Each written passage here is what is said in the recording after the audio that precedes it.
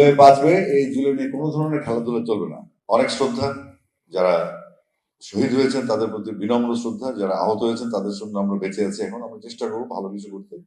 এই দেশটাকে, একবার দেশ স্বাধীন হয়েছে আরেক দেশ থেকে, আর এবার স্বদেশী দানবের কাছ থেকে মুক্ত করেছে আমাদের সন্তানরা, অবশ্যই আমাদের দায়বদ্ধতা সেখানে থাকবে। কিন্তু আপনারা আশাহত হবেন না। মানুষ মারা যায় আশাহত হলে, আশায় মানুষ জীবন বাঁচায়, আশায় মানুষ বাঁচে।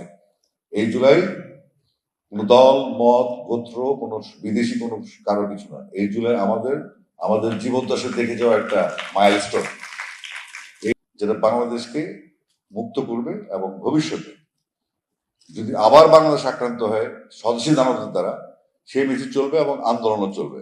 বিষ্ণু খন্দকার ভাইকে ধন্যবাদ গানটির কথা শুনতে জন্য। প্রায় 1.5 বছর চেষ্টার পর অবশেষে আমরা গানটি শেষ করতে পেরেছি। আসলে অনেক গল্প করার আছে এখানে, এত গল্পের সময় নেই।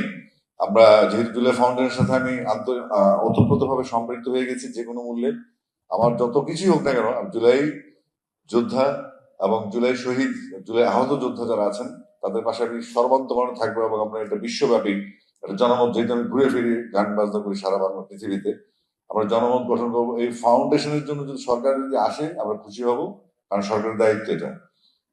প্রত্যেকটা শহীদই জুলাই যোদ্ধা এবং আহত জুলাই যোদ্ধা যারা আছেন, এটা ফান্ডামেন্টাল দায়িত্ব সরকারের, এটা করতে হবে। যদি সরকার না করে আমরা বসে থাকবো না, কারণ আমাদের এই প্রজন্ম শিখিয়েছে বসে থাকা যাবে না। 2018 সালে তারা যখন সড়ক আন্দোলন করে, যখন গাড়ি লাইন দিয়ে চলতো, এই বাচ্চাদের কাছে ওদের ওদের ওদের কনসেপ্ট ছিল কারা রং সাইডে যায়, কারা রং ড্রাইভ করে। এখান থেকে ছেলেরা মেয়েরা বড় হয়ে জুলাই হয়েছে। তারপর আসছে আলফা জেনারেশন, জেনজিকে রেসপেক্ট।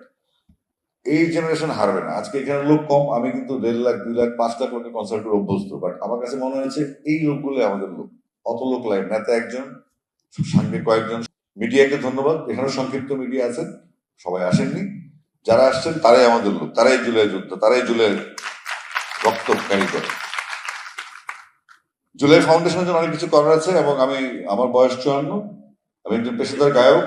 আমার গায়কের দিক থেকে আমার যা যা করার দরকার, আমরা ফান্ড রেজিং এর প্রয়োজনে কনসার্ট করবো। কিন্তু আপনারা আশাহত হবেন না।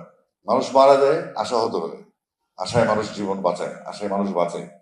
এই জুলাই কোন দল, মত, গোত্র, কোন বিদেশি কোন কারো কিছু না। এই জুলাই আমাদের জীবদ্দশা দেখে যাওয়া একটা মাইলস্টোন। এই জুলাই বাঁচবে, এই জুলাই নিয়ে কোনো ধরনের খেলাধুলা চলবে না।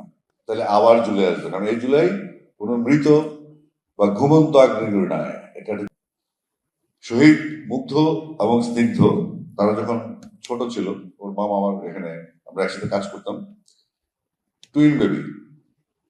আমার এক কোলে স্নিগ্ধ, আরেক কোলে মুগ্ধ ছিল, তখন তারা ছোট।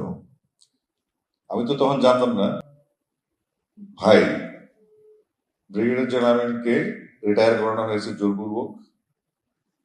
পরে তিনি ভূতপেক্ষা মেজর জেনারেল হয়েছেন ফেব্রুয়ারি মাসের 8 তারিখে। আর আমার সন্তানকে 2 বার 79 এবং 80তম বিএমএল নম্বর থেকে বের করে দিয়ে সে টরন্টো চলে গেছে পড়াশোনা করতে, এবং সেখানে কাজ করছে। আমার ছোট ছেলে, সে দেশে ছিল, সে প্রাইভেট ইউনিভার্সিটি পড়তো। সে 18 তারিখ থেকে মাঠে ছিল, এবং আমি তখন দেশে বাইরে ছিলাম। আমার কনসার্টে আমরা তখন পর্তুগালের লিসবন এবং ইটালির পাদোভাতে আমরা 2 মিনিট করে 21 তারিখ এবং 24 জুলাই আমরা নীরবতা পালন করেছি। কিছু করার ছিল না, এবং পুরো স্টেডিয়াম দর্শক, অডিটোরিয়ামের দর্শক, দল মত নির্বিশেষে সবাই বলছিল বাচ্চাদেরকে কেন মারছে। সেখান থেকে অনেক গল্প, এগুলো আমাদের কষ্টের বিষয়। আমি বাসায় এসে দেখি আমার ছেলে, আমার পুরো বাসা এরা ফ্ল্যাগ দিয়ে মোড়ানো, এবং তাদের যে প্রাইভেট ইউনিভার্সিটি স্টুডেন্টরা তারা রাস্তায়, তাদের ইন্টারেস্ট। অর্থাৎ এটা ছিল একটা অল আউট, এই যে স্বদেশী দানব থেকে মুক্ত হওয়ার একটা উদগ্র আকাঙ্ক্ষা, একটা শেষ ফাইনাল খেলা এটা।